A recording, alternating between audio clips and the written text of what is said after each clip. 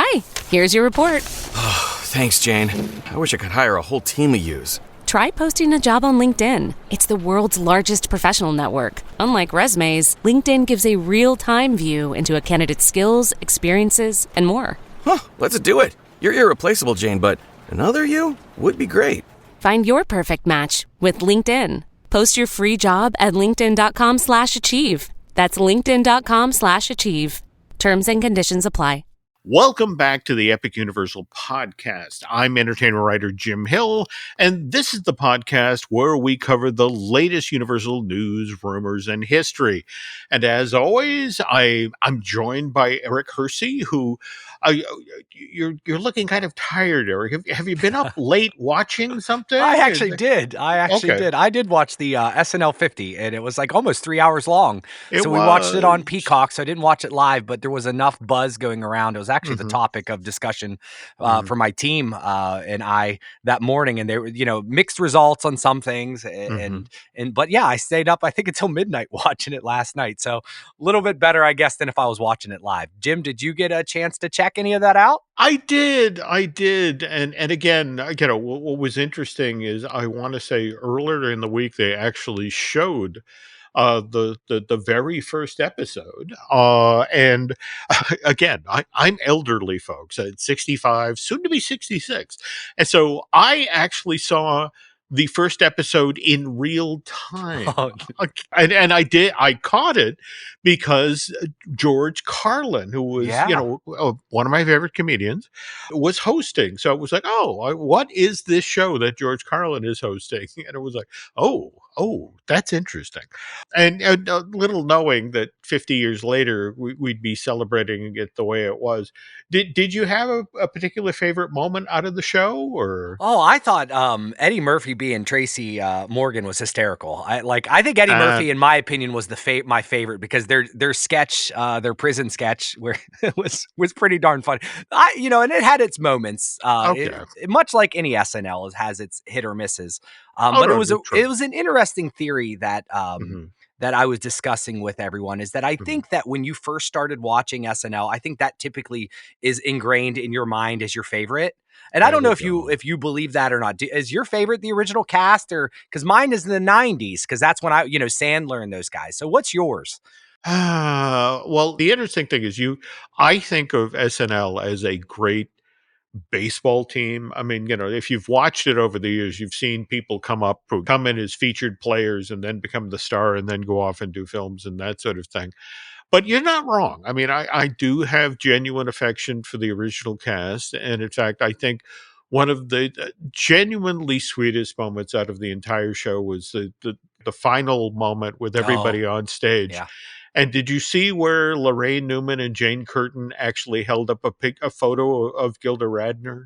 I saw that. Yeah, I thought that was. I mean, the most sentimental moment was almost right before, in my opinion. It was Adam Sandler was singing that bet, and he he talked about Farley and Norm Macdonald kind of gave them tribute. So I thought it was a lot of highs and lows. No. They did a good job. I think they did a good job. I think Sandler did a great job. I also have to give Bill Murray credit for, again, same thing, the when he paid tribute to Norm Macdonald. I mean, again, what's interesting though is, for example, I want to say it's Variety right now has a story up about what's interesting about who didn't do the show. Like, for example, Bill Hader wasn't there and Dana Carvey wasn't there. And it's like, okay, well, what was that about? Well, we're going to have to report that in coming weeks, Jim. You're going to have to find that out. You're going to make some calls.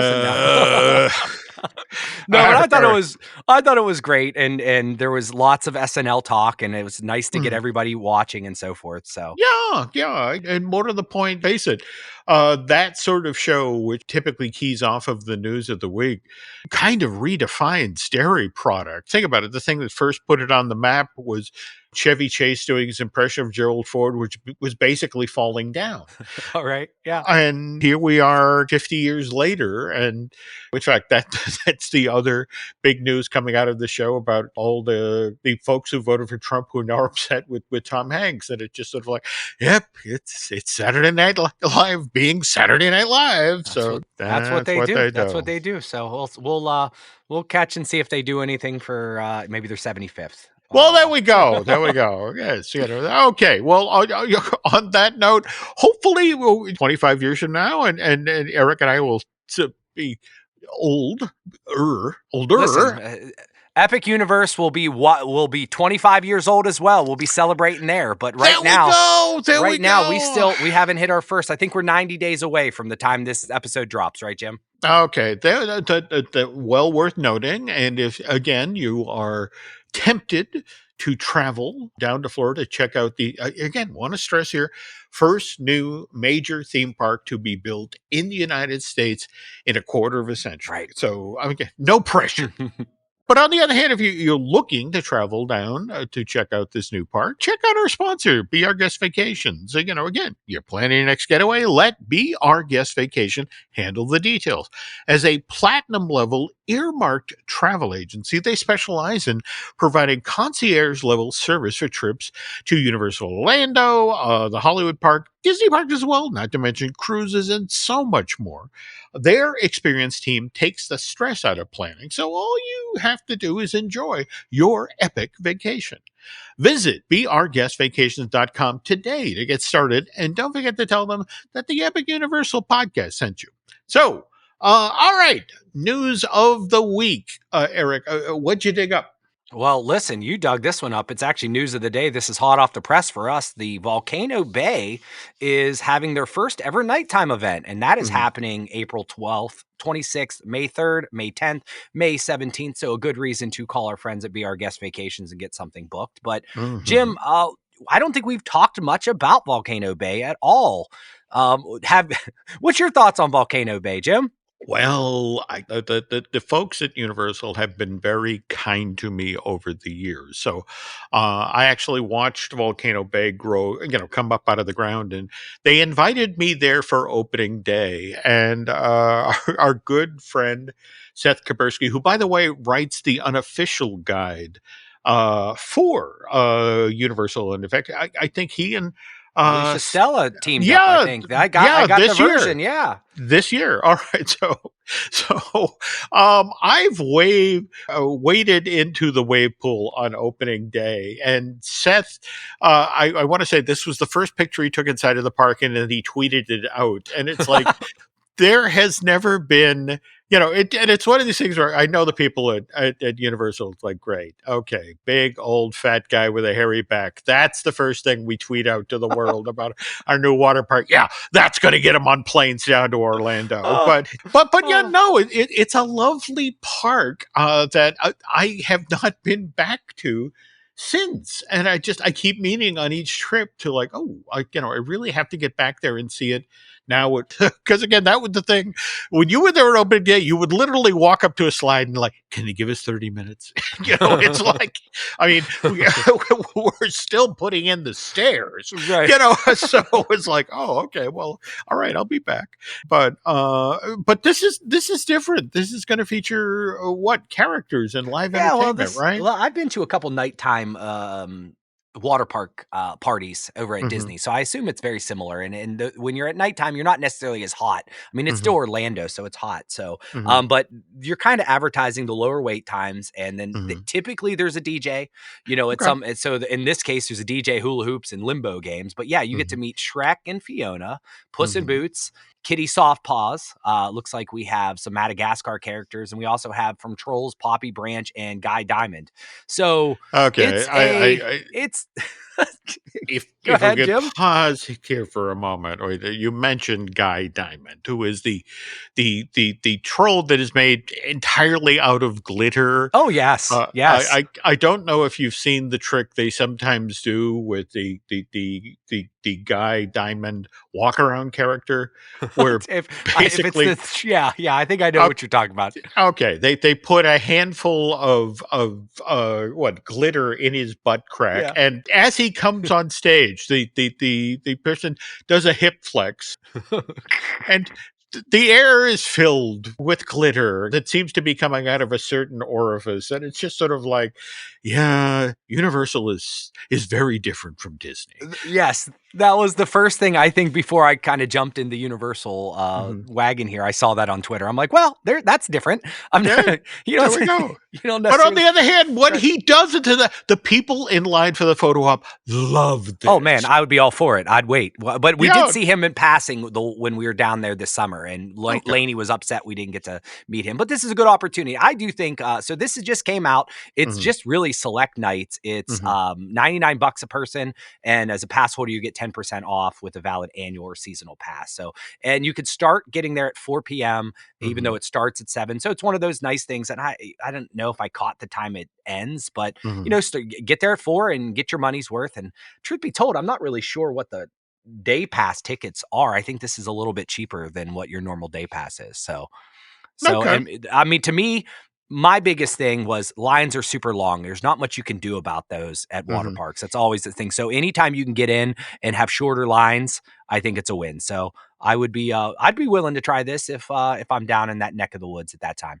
And also, it is worth noting that Volcano Bay, when it was built, has an amazing lighting package. And the problem is, typically, it's only the people driving by on I-4 or the folks who are staying in the hotel, the Cabana Bay. Cabana Bay, who get to see this amazing light show in this park all lit up. So again, just to be able to see this thing at night lit up with all of the money and all the time they put into lighting this place up, that makes it worth it there. Yeah, no, I think it's worth it. And we drive by it a lot when we typically seem to be driving into Orlando on our trips late at night. So it's a big moment when we see Volcano Bay on the side of the road. So we get to see it kind of lit up, but yeah, a lot of people get to see it a little closer. So Cool. and for those that go to it, we'd love to hear your experience. So when we get around April and May, let us know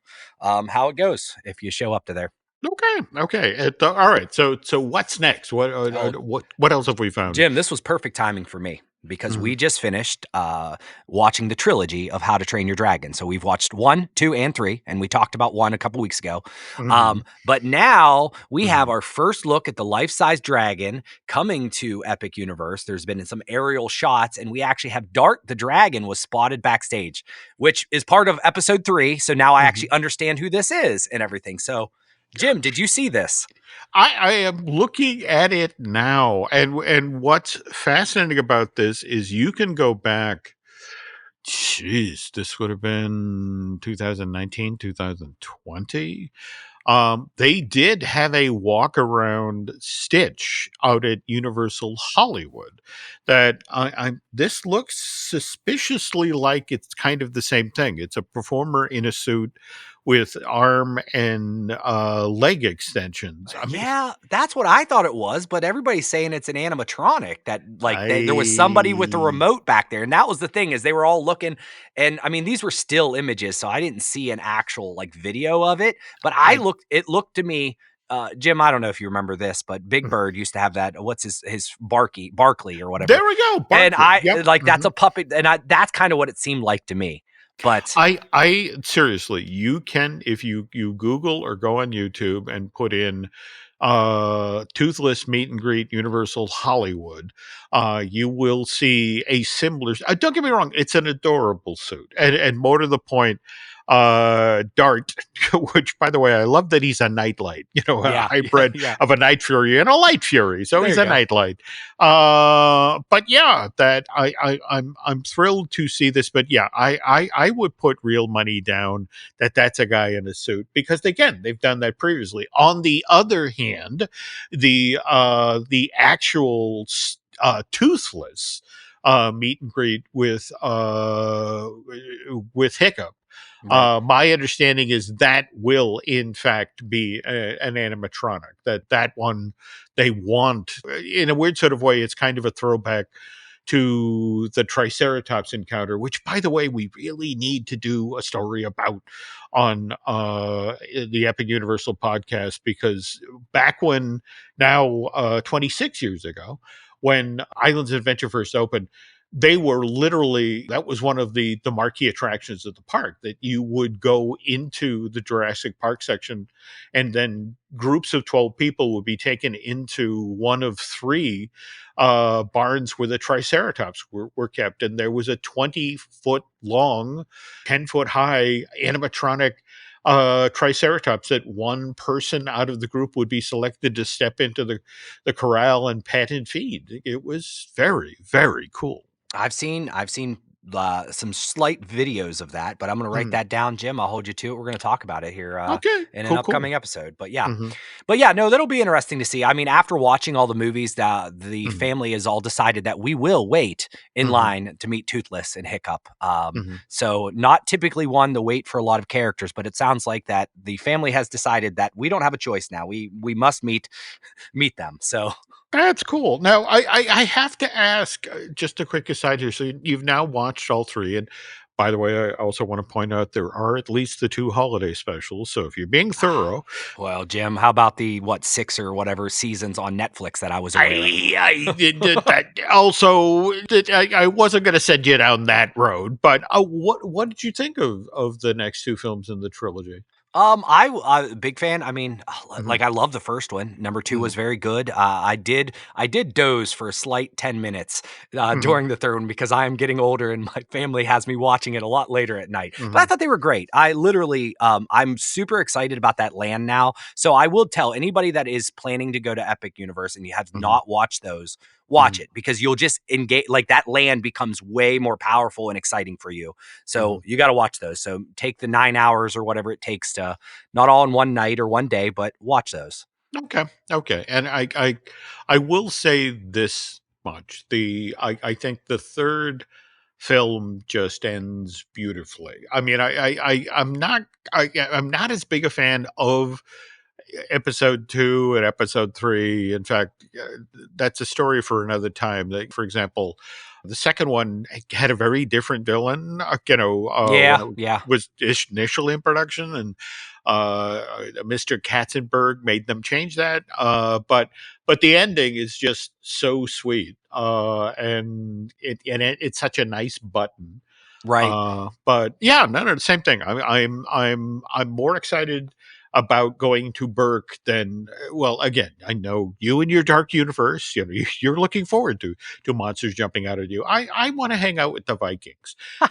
In fact, did you see that they posted a picture of the team members in I their did. outfits for the I Island of did. Berk? Yes, I I'm just telling you, this park is getting better and better, and like I think it's funny as we've gone, Mhm, my enthusiasm for different lands have shifted up and down. It's like funny when like Super Nintendo World is like, mhm. that'll be nice and all, but did you see this? And I'm just thinking it's how funny is like all these lands are like 1A, 1B, or like they're There we all go. great. So There it'll we be go. great. No, I agree. But again, they put up that photo of the team members dressed for the Island of Berk, and it's like, man, that looks like a Hill family reunion. Just wow. Well, Jim, are you getting your outfit ready when you head down there? You're just going to join right in, right? What I all I have to do is step into the closet. I got the stuff right there. All right. Oh, Anyway. it's beautiful, beautiful. But hey, we're talking about lands, Jim, and I just want to Mhm, briefly talk that, and I don't have much to say about this, and there's a mhm, lot of words I can't even pronounce because, of course, it's in French. But mhm. they did.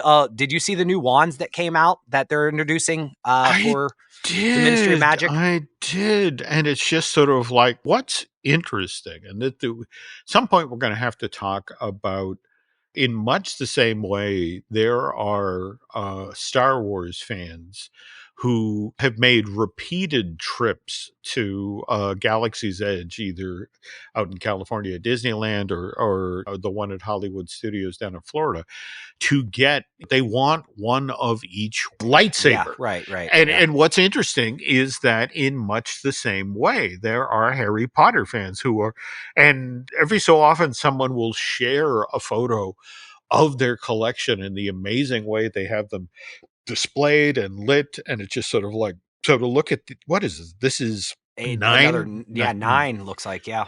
9. And I was trying to go through. So this is our next list, and we have not yet seen the Fantastic Beast movie, so that is going to happen prior to June when we're heading down there. So, but I assume all these, typically they had some of the wands that were related to the characters. I don't know enough about it to see if any. I even looked it up, and nobody's telling us online. I guess there's a little bit of information. We do know that this is that fancy wand location, the Parisian artisan wand maker.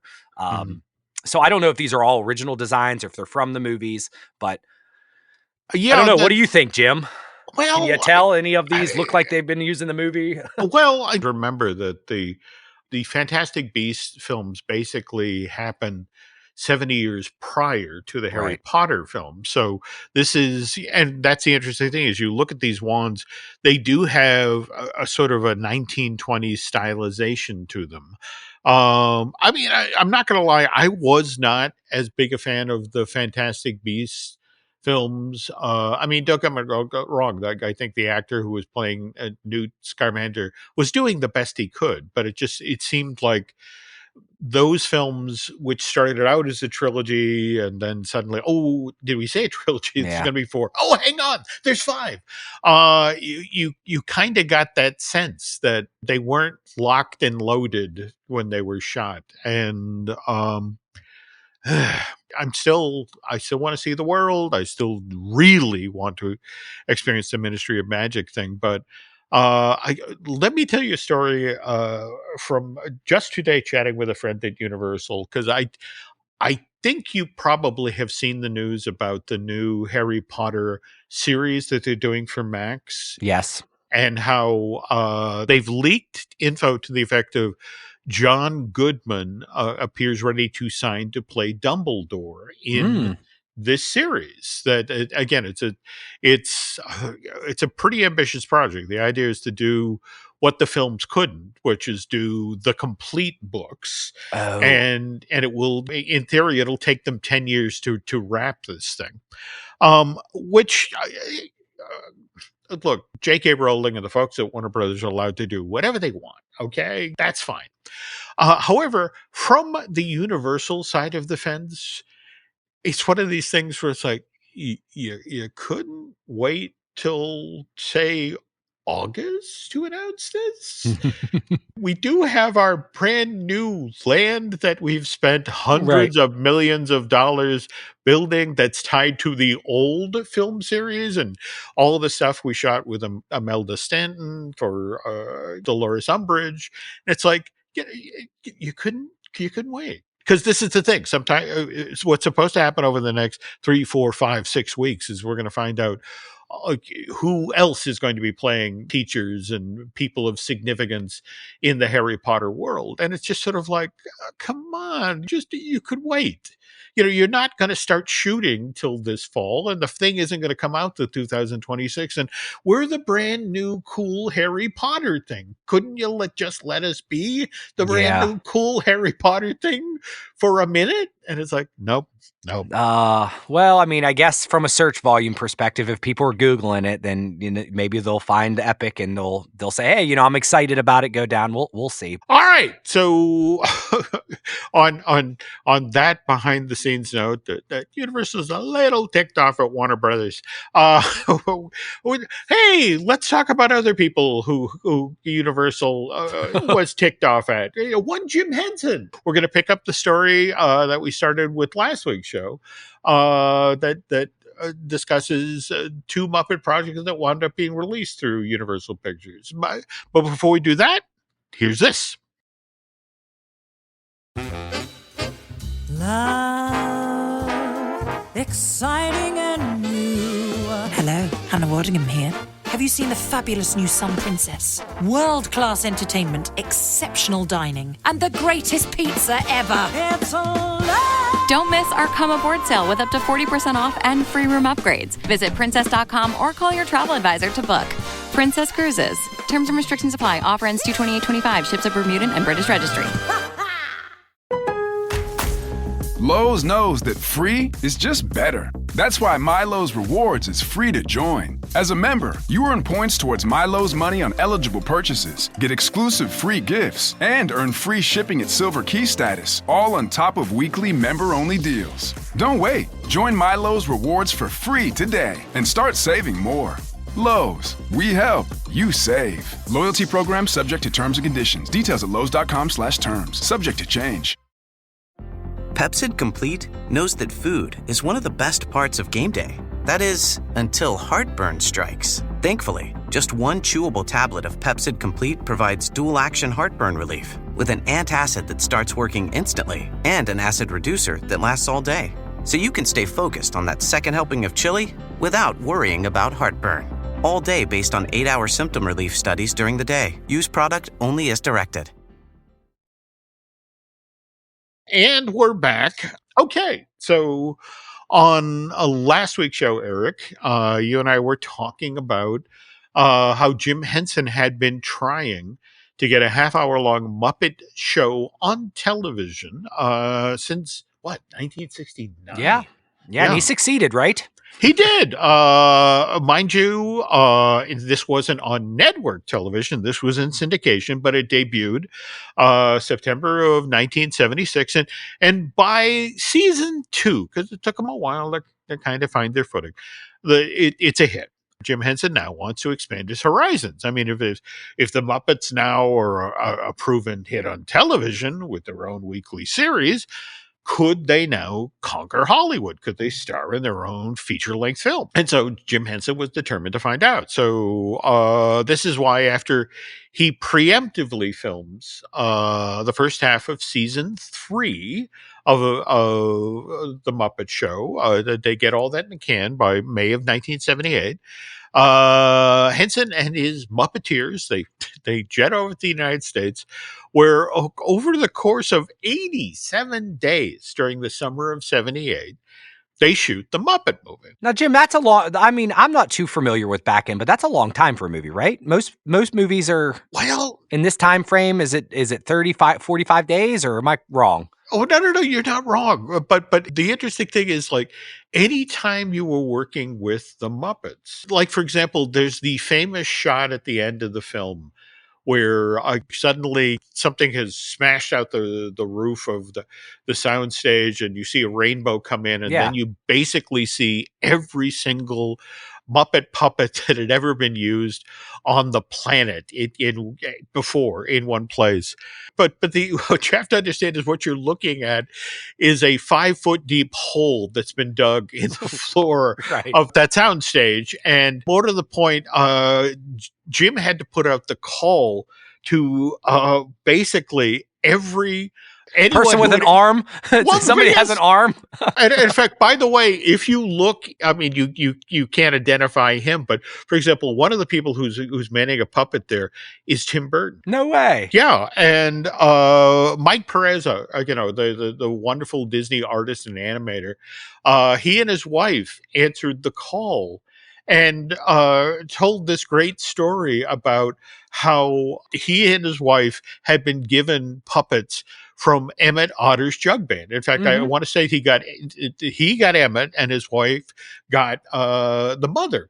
And they're in front of a mirror, sort of like, all right, are we doing this right? Because we have to sing the song. And as they're doing it, suddenly Jim Henson, who's doing Kermit, and Frank Oz walk over with Miss Piggy and just totally in character start interacting with them. And it's like, you're a very handsome otter. Thank you for showing up today. And Piggy, of course, is Piggy. And it's like, who's the dowdy rodent? And it just sort of, you couldn't dress. Oh, this is a big Hollywood movie. What a weird world we live in, Jim. It is. But Mike and Patty just love to tell that story. But anyway, the other thing is that you have to create these shots where the puppeteer is hidden. And remember, this is in the age where there is no CG. Right. So it's not a question of, well, erase that guy in the background. It's like, well, no, or go dig a hole.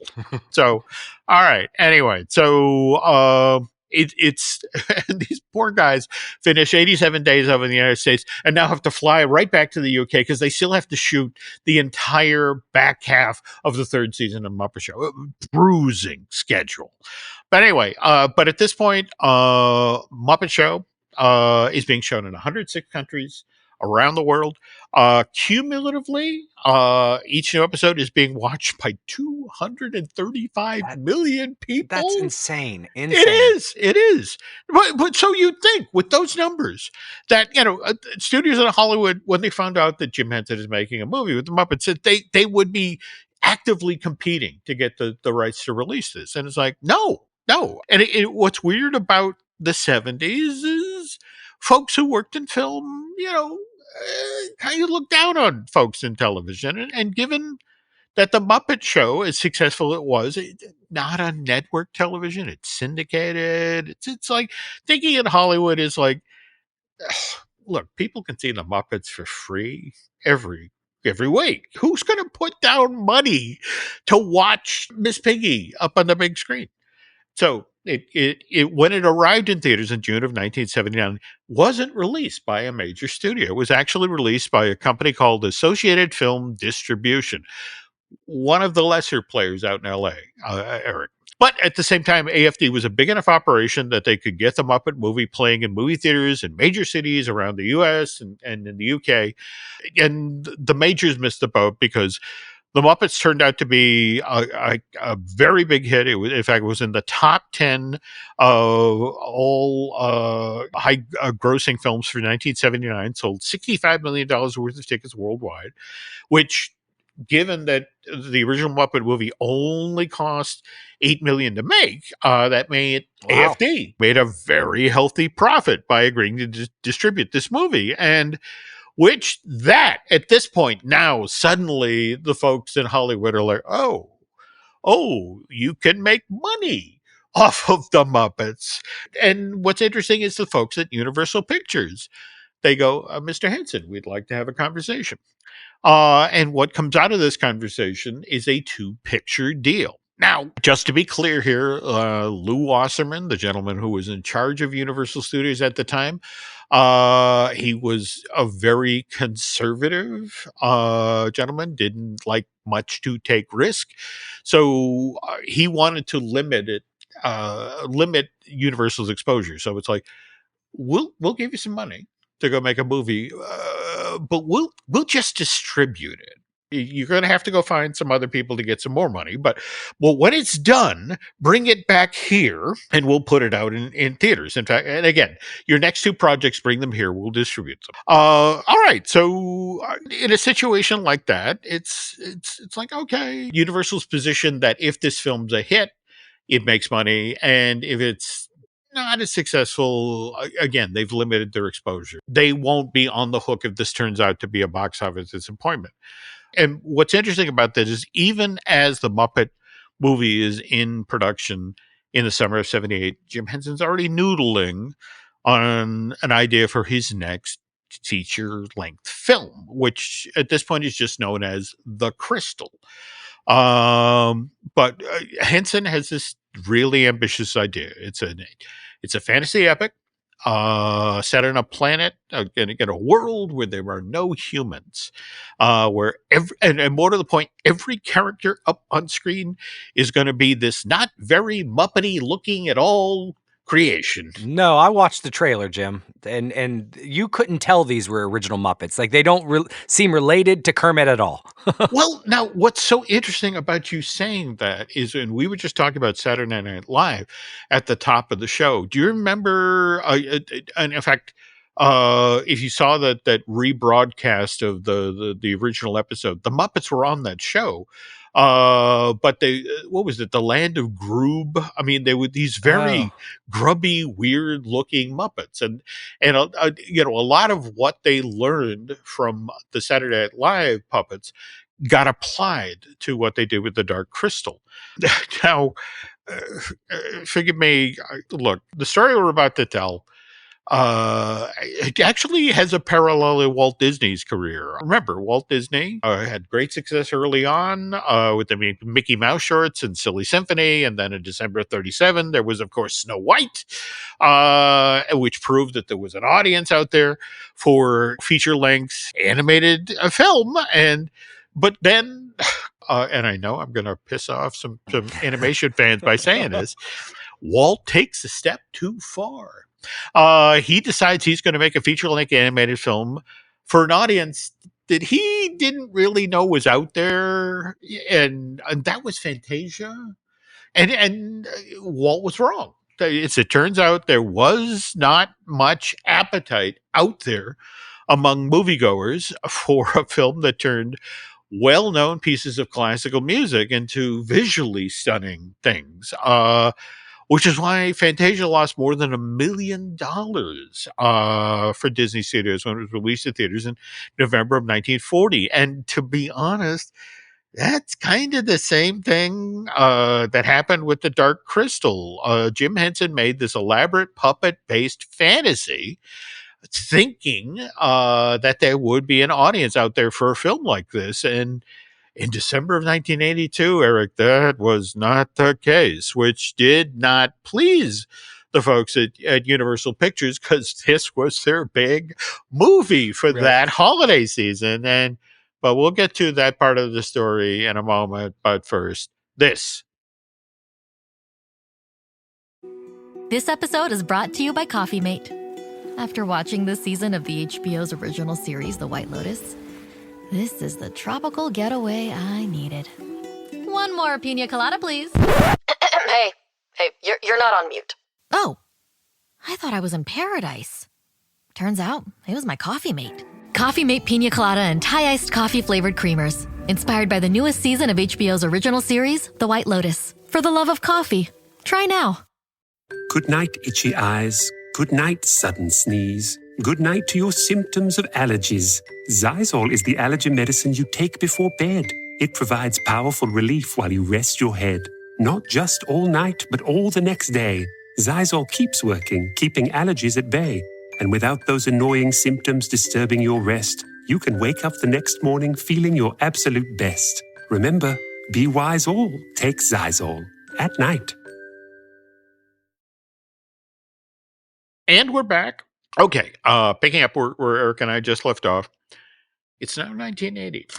The Muppet Show is still going, great guns in syndication, though that said, Jim Henson is now anxious to move beyond Kermit Company. I mean, don't get me wrong, he still loves these characters and understands how much money and prestige he's accumulated because of the Muppets, but he also wants to explore other creative opportunities. So this is why he's announced production of the syndicated show, the Muppet Show, will end with its 5th season.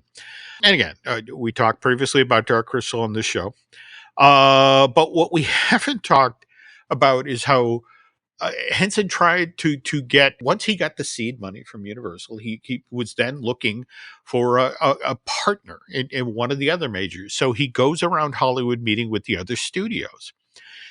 And one of the studios he goes to, Eric, is Paramount, which is now being run by one Michael Damian Eisner. Oh, look at that. There we go. They had roundabouts before, right? There we go. Well, again, remember that he had been at ABC and found the money for the first 2 pilots of the Muppet television show. So Michael previously had really been in Jim Henson's corner. But now he left ABC in 1976 to become president of Paramount Studios. And so Henson's like, oh, this is great. Yeah.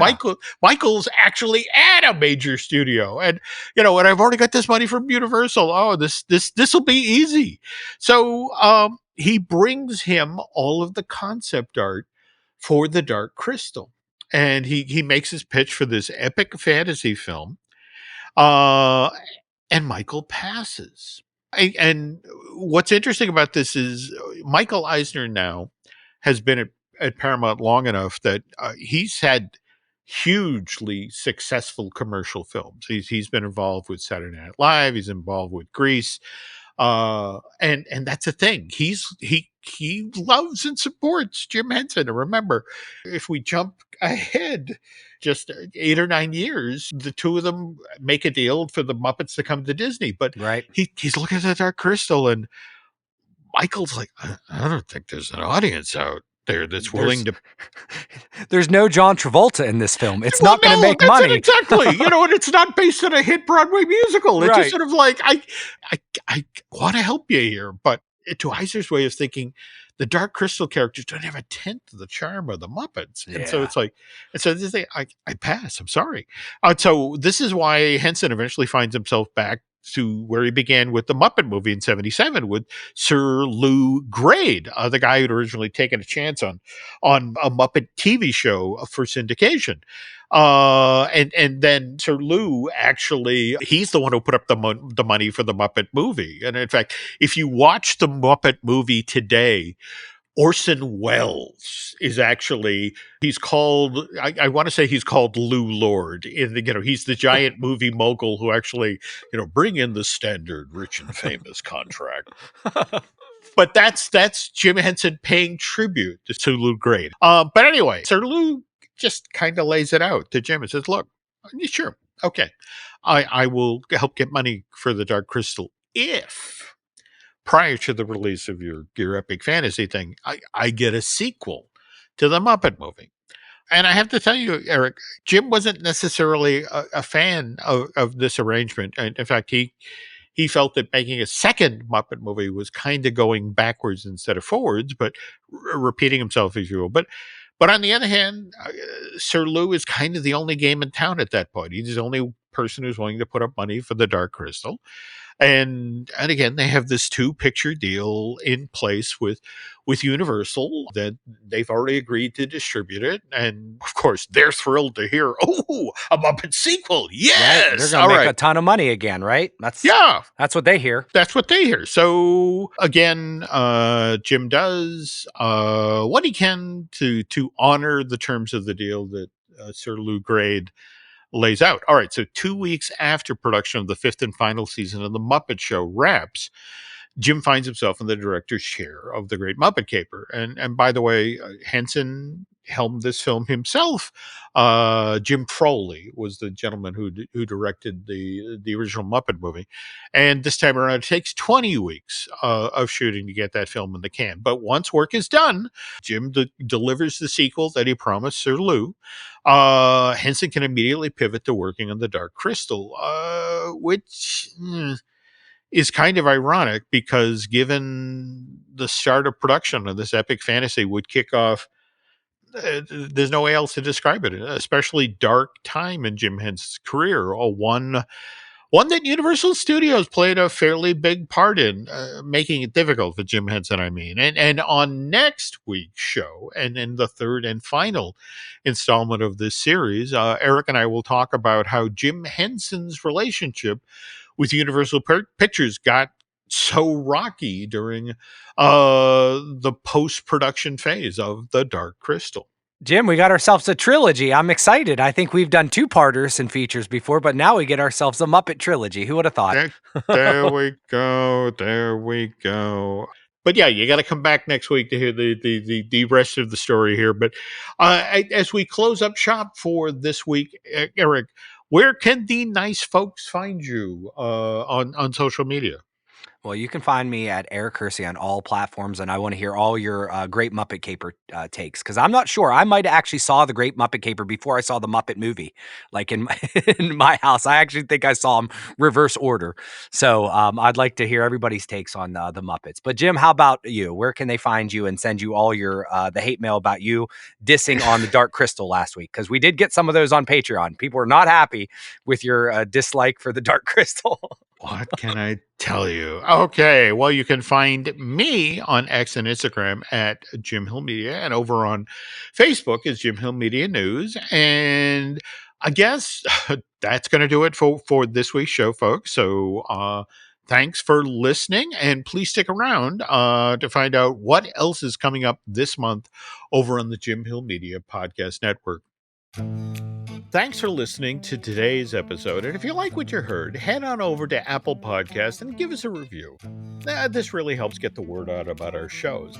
We also have some other shows on the network that you might like. Each week, we drop a brand new Disney dish with Len Testa or animation and movie news. Please listen to Fine Tuning with Drew Taylor. By the way, you can also check out Drew's other podcasts, like The Fuse, the official Mission Impossible podcast, which he does with Charles Hood. For all things Lucasfilm, why don't you subscribe to Looking at Lucasfilm with Brian Gahn? Likewise, we have I Want That Too with the lovely Lauren Hersey, our weekly podcast that features the latest merch and the stories behind that merch. And our epic Universal podcast takes a look at the Universal theme park. So please join Eric Hersey and I on that weekly. If you enjoy theme park history, we also host Manufacturing the Magic with Shelley and Noah Valladolid. That podcast tells the story of how we got the modern theme parks that we enjoy today. Join myself, Len Testa, and veteran Imagineer Jim Schul for our latest season of Disney Unpacked, our first ever video series exclusively for Patreon. These get released first Sunday of every month, and each month we release several exclusive podcasts to help support this video series. I want to thank everyone that supports the Jim Hill Media Network. For more information about podcasts and content, head on over to jimhillmedia.com. So that's going to do it for now, folks. Thanks again for listening, and we will catch up on the next show.